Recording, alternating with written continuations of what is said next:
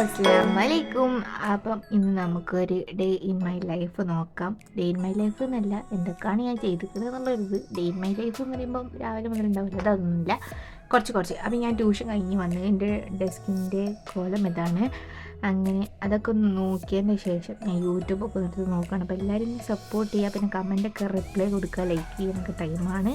പിന്നെ ഞാൻ ഉച്ചയ്ക്ക് ഫുഡ് കഴിച്ചിട്ടില്ല. അപ്പോൾ പിന്നെ ഞാൻ നേരെ ചായ കുടിക്കാൻ വിചാരിച്ചിട്ട് ചായ ഒക്കെ ഉണ്ടാക്കിയിട്ട് പിന്നെ അതിലേക്ക് നമ്മൾ ഏലക്ക ഒക്കെ പൊട്ടിച്ച് ഇങ്ങനെ ഇതാക്കിയിട്ടാണ് ഈ ചായ ഉണ്ടാക്കുന്നത്. ചിലപ്പം അധികം ആൾക്കാരും അങ്ങനെ ഇരിക്കും. എനിക്ക് ഇതിൻ്റെ ഫ്ലേവർ ഭയങ്കര ഇഷ്ടം, അതുകൊണ്ടാണ്. അപ്പം എനിക്ക് ഗിഫ്റ്റ് കിട്ടിയ കപ്പാണ്. അപ്പോൾ അതിലാണ്, അതാകുമ്പോൾ കുറേ ചായ ഉള്ളൂ, അതിലാണ്. അതിൻ്റെ കൂടെ ഞാൻ ഈ ഒരു ബിസ്ക്കറ്റ് കൂട്ടുന്ന അടിപൊളി ടേസ്റ്റ്. പിന്നെ ഞാൻ നേരെ പഠിക്കാൻ വന്ന് ട്യൂഷൻ ക്ലാസ്സിലത്തെ കുറേ നോട്ട്സ് ഇട്ടാ ഫ്രണ്ട് അയച്ചത്. ഇതെന്നെ തീരുന്നൊന്നും എനിക്ക് ഒരു ഐഡിയ ഇല്ല.